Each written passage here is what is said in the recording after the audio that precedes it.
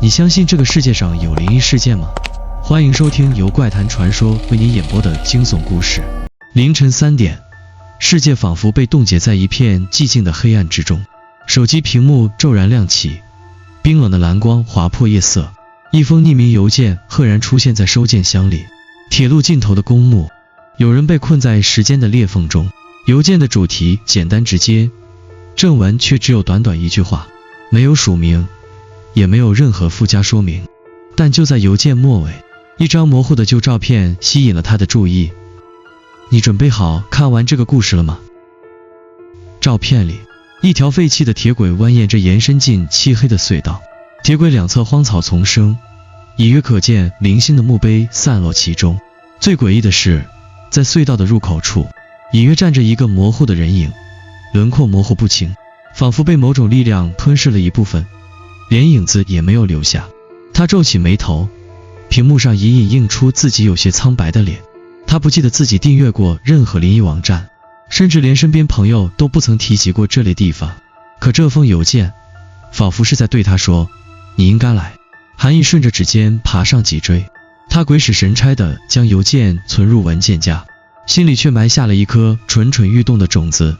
第二天，他特地前往台中市图书馆，试图从历史档案中找到关于那片铁路公墓的信息。你说的地方，不会是神冈县吧？图书馆管理员抬起头，眼神里带着一丝迟疑。神冈县，他重复了一遍，翻看着馆藏的旧报纸，目光停在了一张泛黄的新闻简报上。神冈旧铁路再掘遗骸，专家称身份难以确认。1995年，一条荒废的铁路被重新整修为自行车道，却在挖掘过程中发现多具无名遗骸。照片上，几个工人神色凝重地站在挖掘现场，地面上铺满了残碎的白骨和锈迹斑斑的铁轨。一位白发苍苍的老者站在一旁，嘴唇微微颤抖，仿佛看到了什么极其恐怖的东西。他看向管理员，这些遗骸是怎么回事？管理员压低声音，左右看了看，像是在确认有没有人偷听，才缓缓说道，你听说过幽灵列车的传闻吗？他的心脏猛地一跳。管理员没有等他回答，继续说道，传说每年特定的夜晚，那条废弃的铁路上都会出现一列没有司机的列车，它行驶得很慢，像是在等待什么人上车。而车窗里，他顿了一下，瞳孔微微收缩。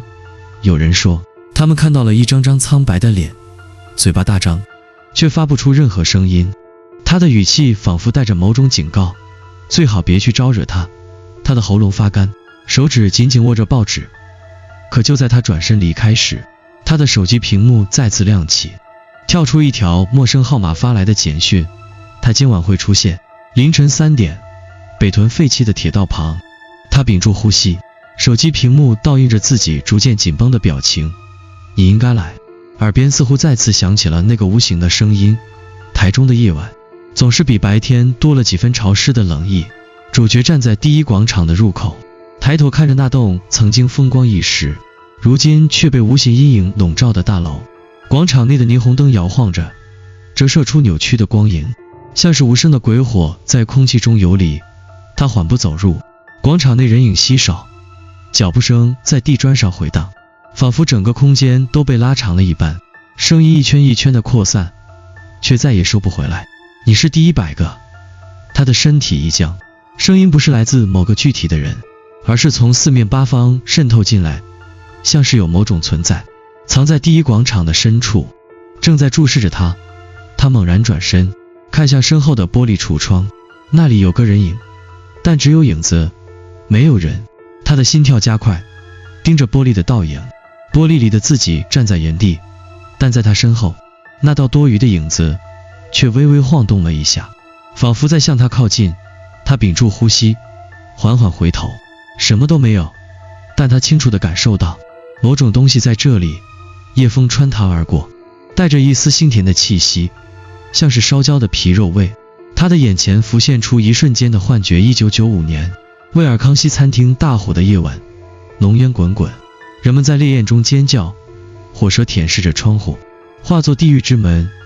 那些无法逃出的灵魂被困在楼层之中，眼睁睁地看着死亡将他们吞噬。他眨了眨眼，幻觉消失了，可耳边却仍然残留着微弱的低语：“你看见他了吗？”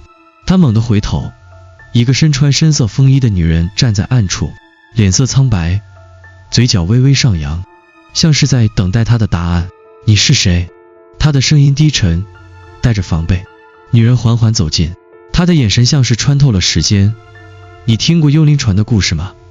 主角没有回答，但女人已经继续说道：“1995年，大火吞噬了64条人命，这些亡魂不甘心被困在尘埃里，他们渴望离开。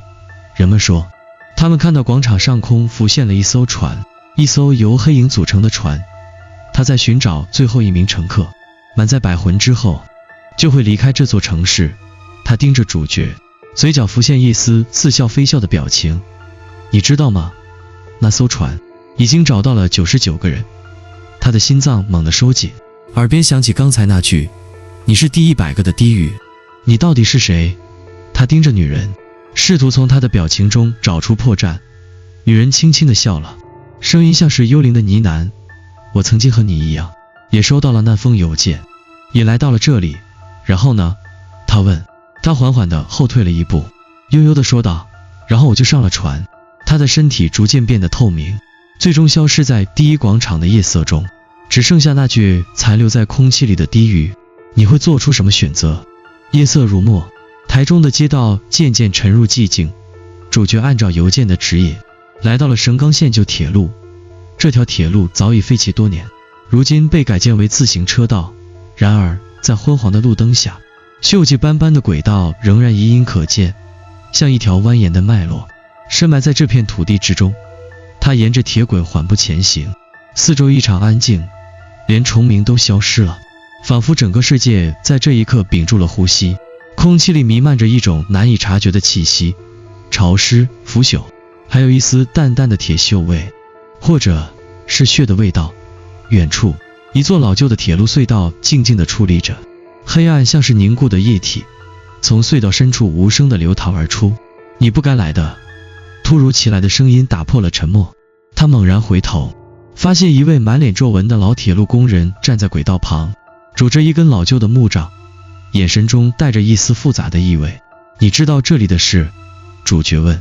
老工人沉默了片刻，终于缓缓开口：“这里埋了很多人。”主角皱眉：“你是说那些无名尸骸？”“是，也不是。”老工人低声道：“很多年前，这里发生过太多事故，工人失足掉进铁轨，被火车碾碎，夜班司机在这段路上离奇昏厥，火车偏轨，甚至有些人明明前一天还在上班，第二天却再也没出现过。”他的眼神变得阴郁，没人知道他们去了哪里。夜风吹起，带来一丝冰冷的寒意。“你知道最怪的是什么吗？”老工人的声音压低了几分。“每年都会有人看到那辆火车。”主角的呼吸微微一滞。“你是说幽灵列车？”老工人没有直接回答，而是缓缓说道：“我曾见过一次。”他抬头看向远处的隧道，仿佛回到了那天夜晚。“那天我在铁轨旁巡逻，凌晨3点，雾很大。突然，我听到了火车的鸣笛声，可是这条铁路早就停用了。我抬头一看，一列古旧的火车缓缓驶来，没有任何灯光，轮廓模糊的像是在雾里漂浮。它行驶得很慢，像是在等待什么人上车。我本能的退后，但当它经过我身边时，我看到了车窗里老工人的喉结微微滚动，眼神里浮现出深深的恐惧。车厢里坐满了人，他们都穿着老旧的衣服，脸色惨白，眼神呆滞，嘴巴微微张开。但最恐怖的是，他停顿了一下，声音微微颤抖，他们的脸就像是在无声的尖叫。主角的后背一阵发凉，耳边仿佛也响起了一阵低沉的鸣笛声。“然后呢？”他问。“然后他就这样慢慢地消失在隧道里。”老工人盯着主角。而第二天，新闻上就报道说，有人失踪了，每年都会有人消失。他的声音像是来自深渊。“如果你真的看到那列车，千万不要上车。”主角站在铁路旁，脑海里回荡着老工人的警告。然而，理智告诉他，世界还没有到尽头，他必须亲眼看看幽灵列车。时间悄然流逝，手机上的时钟缓缓跳动着，上午2点59分，他屏住呼吸，等待着某种未知的到来。然后他听到了火车的鸣笛声，这声音低沉古老，像是从遥远的过去传来，带着一种穿透时间的错觉。他猛然抬头，夜色中雾气缓缓弥漫，一道微弱的光点在远处隐隐闪烁，渐渐放大靠近。他的喉咙发干，那不是普通的光，那是一辆火车的前灯。他僵在原地，看着它一点一点逼近，铁轨在夜雾中震颤，仿佛整个空间都被某种力量扭曲。车厢缓缓驶过，透过车窗，他看到了那些人，他们没有嘴巴。车厢里的人脸色苍白，眼睛直勾勾地盯着窗外，他们的嘴巴被无形的力量抹去，只剩下光滑的皮肤，像是某种未完成的雕像。列车缓缓停下，车门无声地打开，一股无形的吸力朝他袭来。主角的心跳加快，仿佛有一只无形的手在拉扯着他，试图把他拖进那列车中。耳边传来那个女人最后的低语：你会做出什么选择？如果他上车，他会变成什么？如果不上车，这一切是否真的会结束？他咬紧牙关，身体僵硬地站在原地。突然他看到车厢的玻璃上映出自己的倒影，不对，那不是他。倒影里的他脸色惨白，嘴角带着一丝诡异的笑意。他的影子在火车上。他猛然意识到自己已经在车里了，寒意从脊椎一路爬上大脑。主角的呼吸变得急促，他死死地盯着车窗的倒影，玻璃上映出的自己依旧站在列车之中，而现实中的他却仍站在铁轨旁。怎么可能？主角心跳加快，猛然向后退了一步，试图逃离这场荒谬的幻觉，但脚步才刚迈开，身体却变得无比沉重，像是被某种无形的力量拉扯着。那影子是他吗？就在这时，列车里传来一阵微弱的低语，像是数十个幽魂在黑暗中合唱。欢迎回来。他的后背瞬间被冷汗浸湿。回来。他突然意识到，这不是一场遭遇，而是一场归来。他眼前的世界开始扭曲，景色像是一幅被浸湿的油画，色彩渐渐化开重组。耳边的鸣笛声变得嘈杂，火车开始缓缓后退，但周围的环境却在以不同的速度流转。主角眨了眨眼，发现自己不再站在夜晚的铁轨旁，而是1995年神冈线铁路事故发生的那一天。浓重的烟雾弥漫在空气中，夜色被古旧的路灯染上一层泛黄的光晕。铁路旁站着几名铁路工人，他们的身影像幽灵般模糊，但最令他毛骨悚然的是站在铁轨中央的那个身影，那是他自己。但这不可能，他明明在2025年，可眼前的这个自己穿着上世纪的衣服，脸上写满了迷茫。那天的失踪者是我。主角的头皮发麻，脑海里迅速闪过无数片段。他一直在调查那些在旧铁路失踪的人，而现在他亲眼看到了自己的过去被拉进了时间的裂缝中。他想叫住那个自己，想警告他不要走向列车，但无论他怎么喊，声音都像是被世界吞噬了一样，消失得无影无踪。这一切已经发生过了，他只是再次目睹了自己的宿命。突然，列车的鸣笛声再次响起，火车缓缓驶来，穿透浓雾，车窗里映出一张张苍白的脸孔，无声的尖叫，空洞的眼神锁定在轨道中央的他身上。然后主角看到了一幕让他彻底崩溃的景象，是自己把自己推向了列车。在1995年的深夜，站在铁轨旁的那个自己，眼神逐渐变得空洞，嘴角缓缓上扬，露出一个诡异的笑容。他不是受害者，他是加害者。每一个被列车带走的人都会成为新的引路者。主角的脑海轰然炸裂，耳边的低语变得越来越清晰，每一句都像是在审判他的命运。你现在明白了吗？幽灵列车不会停，他的车票是你的命，你的时间到了。列车的车门缓缓打开，等待着他踏入那条无尽的轮回。他有2个选择，选择进入列车，成为下一位引路者，让轮回继续；选择反抗，改变命运，试图打破循环。他无法接受自己成为轮回的一部分，他咬紧牙关，猛地向后退，却感觉整个世界的力量都在拉扯着他。我不信，他怒吼，拼尽全力地向现实世界挣扎。火车的鸣笛声越来越近，光影开始扭曲，然后一切归于黑暗。主角猛然睁开眼睛，他发现自己躺在台中第一广场的长椅上，晨曦透过玻璃大楼洒落进来，街道上的人流如常，夜晚的恐怖仿佛从未发生过。他喘着粗气，坐起身，手指微微颤抖。手机屏幕上显示2025年3月18日上午7点，他回来了。他匆忙掏出手机，搜索幽灵列车神冈线事故，但结果中却只显示一些老旧的都市传说，没有任何关于他亲身经历的记录。难道真的只是一个梦？他扶着额头，努力回想昨晚发生的一切。然而当他看向橱窗倒影时，心跳猛然停滞。玻璃里的自己正用一双冰冷的眼睛看着他，嘴角缓缓地勾起了一抹诡异的微笑。他从未逃出轮回。晨曦透过第一广场的大楼玻璃洒落在主角身上，空气中弥漫着浓烈的咖啡香，人群熙熙攘攘，台中恢复了白天的喧嚣。主角茫然地站在橱窗前，眼神死死地盯着玻璃里的自己，倒影的嘴角正在微微上扬，心脏仿佛被一只无形的手攥紧，冷汗瞬间浸湿了后背。他猛然后退一步，玻璃里的自己却没有跟着动，那张脸已经不是他了。你从未逃出轮回。耳边响起熟悉的低语，声音来自背后。主角猛地回头，却发现第一广场的街道空荡荡的，人流依旧川流不息，但所有人都像是看不见他一样，甚至有些人径直穿过了他的影子。他真的回来了？还是……他的指尖微微颤抖，心里隐隐浮现一个令人窒息的可能性。他从未真正逃离，只是轮回的规则改变了。这不是逃离，这是交换。他猛然抬头，那个神秘女人又出现在不远处的长椅上，依旧是深色风衣，依旧是那张苍白的脸，眼神幽深的像是看透了一切。什么交换？他紧盯着她，声音沙哑。女人淡淡一笑，你以为你回到了现实，但其实你只是在这个世界上找到了替代品。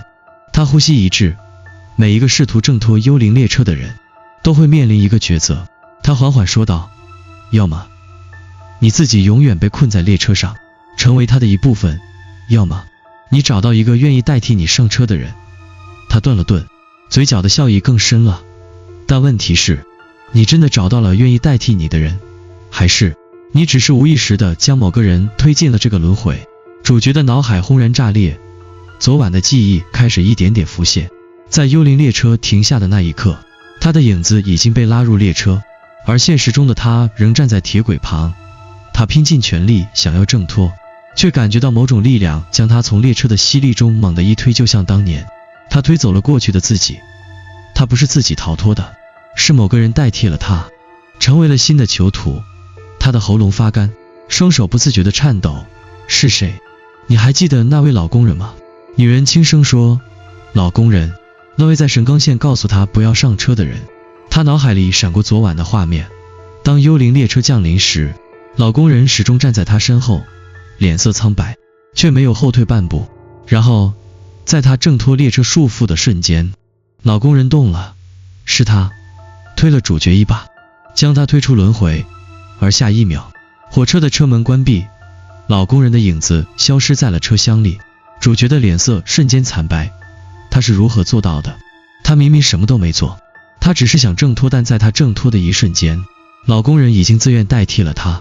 因为每一个挣扎的人都需要一个替代者。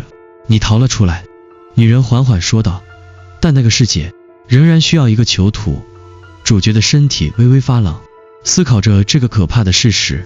如果所有人都要成为轮回的一部分，那是不是意味着他必须找到下一个替代者？这场诅咒无法真正结束。他低声问。女人轻轻摇头，除非有人愿意彻底打破它。什么意思？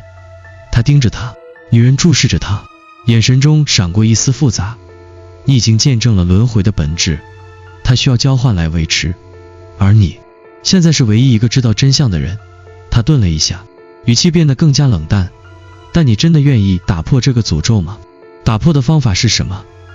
女人勾起唇角，很简单，你回到幽灵列车，取代那个老工人。主角的呼吸一滞，他刚刚逃出来，现在又要回去。如果你愿意回到车上，幽灵列车的诅咒就会被打破。女人的声音低柔，如同一场温柔的审判。但如果你不愿意，总有一天会有人像你一样，收到一封午夜的邮件，看到一辆没有司机的列车，听到车窗里无声的尖叫。他的语气变得微妙。到时候，你愿意再推别人一把吗？主角的喉咙干涩，无法回答。他沉默良久，最终抬起头，什么也没说，转身离开。第一广场恢复了喧嚣，他的生活回归平静。